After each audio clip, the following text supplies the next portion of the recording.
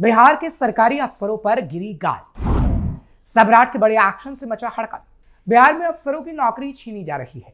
बिहार में अफसरों को यह बताया जा रहा है कि अगर सही से नौकरी नहीं की तो आपकी छुट्टी हो जाएगी, क्योंकि बिहार में अक्सर अफसरों की लापरवाही देखी जाती है। लेकिन सवाल है कि सरकार बनने के बाद शुरुआती दिन में ये दिखावे की कार्रवाई होगी या फिर कुछ और, जिसका आज कच्चा चिट्ठा हम खोलेंगे और बेबाकी से सवाल भी पूछा जाएगा। नमस्कार, कैपिटल टीवी का खास शो बेबाक सवाल देख रहे हैं आप। मैं हूं आपके साथ हर्ष भारद्वाज। बजट सत्र के दौरान छात्र से जुड़े एक अहम मुद्दे पर बुलाई गई बैठक में वरिष्ठ अधिकारियों की अनुपस्थिति को लेकर विधानसभा अध्यक्ष ने कड़ी नाराजगी जाहिर की है और कहा, लापरवाही बरतोगे तो नौकरी से हाथ धो बैठोगे। जिसके बाद सवाल है, क्या सरकार अधिकारियों पर एक्शन मोड में है? सरकार की कार्रवाई से सुधरेगा बिहार? विपक्ष क्यों उठा रहा कार्रवाई पर सवाल? अफसर बार बार क्यों करते हैं लापरवाही? क्या अधिकारियों में होगा सरकार का खौफ? बिहार विधानसभा बजट सत्र शुरू होने के पहले बीती शाम एक अहम बैठक बुलाई गई, लेकिन इस बैठक में वरिष्ठ अधिकारियों की अनुपस्थिति को लेकर विधानसभा अध्यक्ष खासे नाराज नजर आए।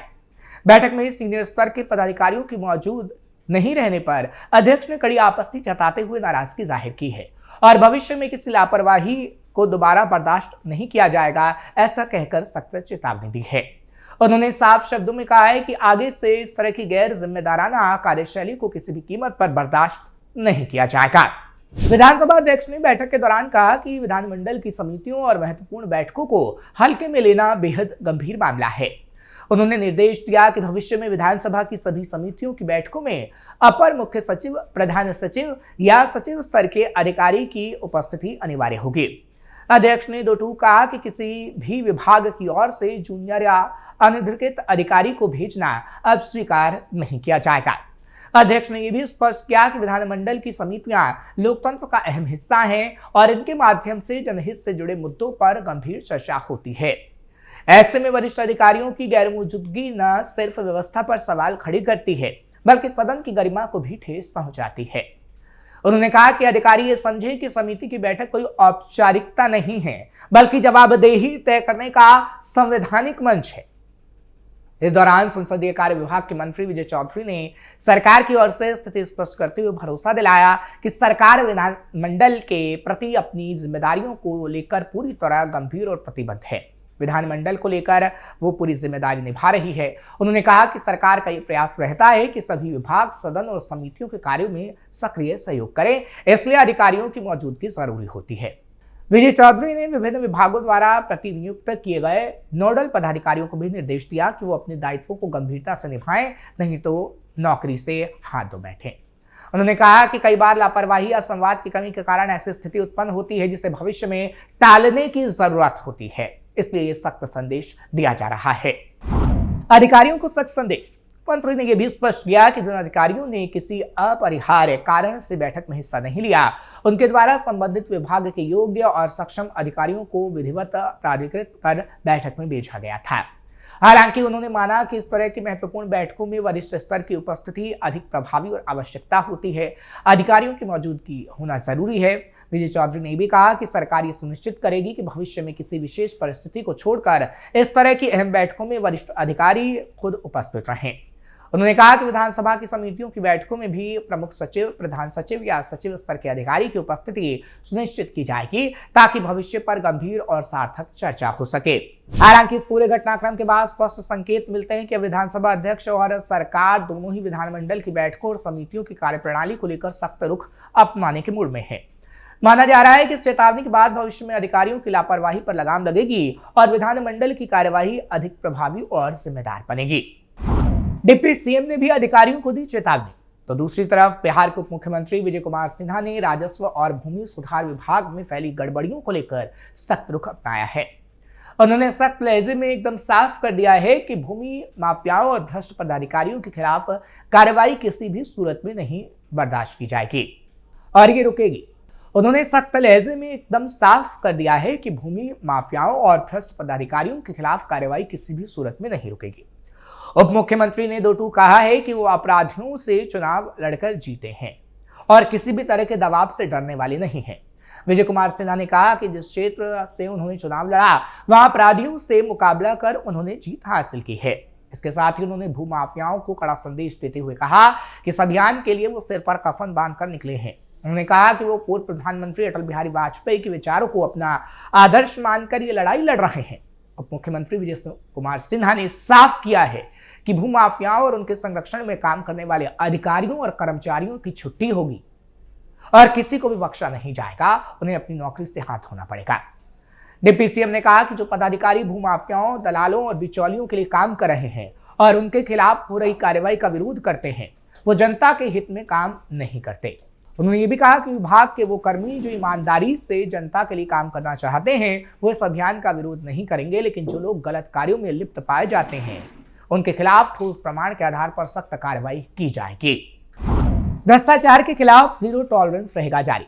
इतना ही नहीं, भूमि सुधार जनसंवाद कार्यक्रम के दौरान एक अंचल अधिकारी सीओ को निलंबित किए जाने पर उप मुख्यमंत्री ने कहा कि यह कार्रवाई सरकार की उसी नीति का हिस्सा है और अभी कई अफसरों को निलंबित किया जाएगा अगर वो ऐसी गतिविधि में संलिप्त होंगे, क्योंकि भ्रष्टाचार के खिलाफ जीरो टॉलरेंस हमने अपनाया है, जो आगे भी जारी रहेगा।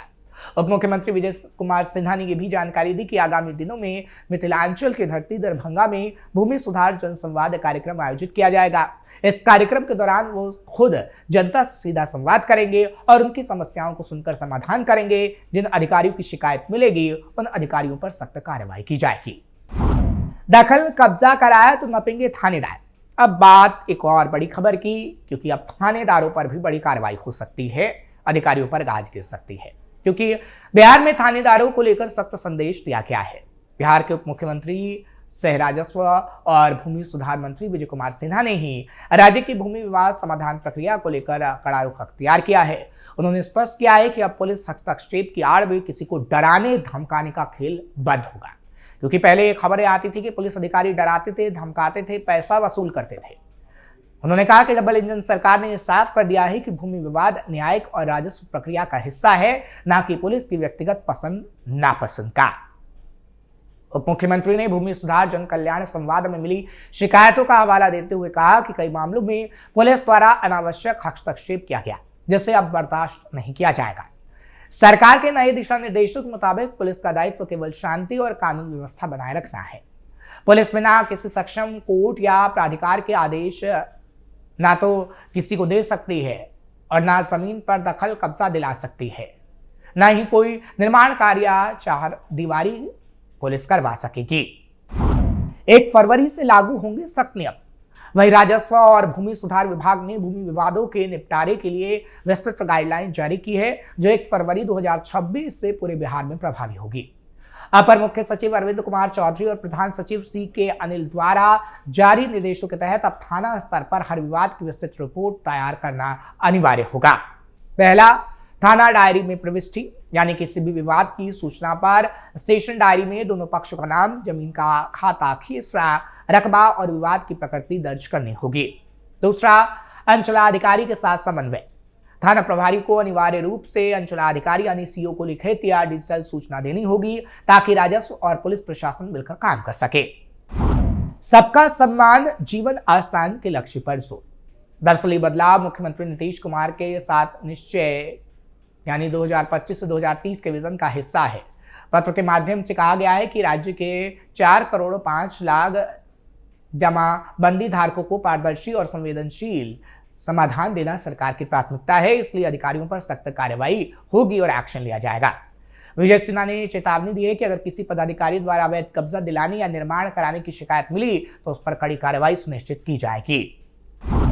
विपक्ष क्यों उठा रहा सवाल? अब बात विपक्ष की भी कर लेते हैं, क्योंकि सरकार तो ये कह रही है कि अधिकारियों पर कार्रवाई होगी, लेकिन विपक्ष सवाल उठा रहा है। विपक्ष की तरफ से कहा जा रहा है कि सरकार अभी गठन जब हुआ है सरकार का, तो हमने देखा है कि किस तरीके से तेजी से कार्रवाई की जा रही है, यानी तेजी से कार्रवाई सरकार कर रही है, लेकिन ये कार्रवाई ठंडे बस्ते में चली जाएगी। विपक्ष की तरफ से विजय सिन्हा पर भी सवाल खड़े किए गए हैं। दरअसल सवाल उठाते हुए कहा गया है कि पूरे 5 साल आखिर सरकार क्यों ऐसी कार्रवाई नहीं करती? क्या ये कार्रवाई दिखावे महज है और आगे आने वाले समय में भी ऐसी कार्रवाई की जाएगी? फिलहाल सत्ता पक्ष कार्रवाई कर रहा है और विपक्ष सवाल उठा रहा है, जिसकी एक एक तस्वीर आज हमने आपको दिखाई है। आपको ये खबर कैसी लगी कमेंट सेक्शन में जरूर बताएं। खबर को लाइक शेयर करें, कैपिटल टीवी को सब्सक्राइब करना मत भूलिएगा।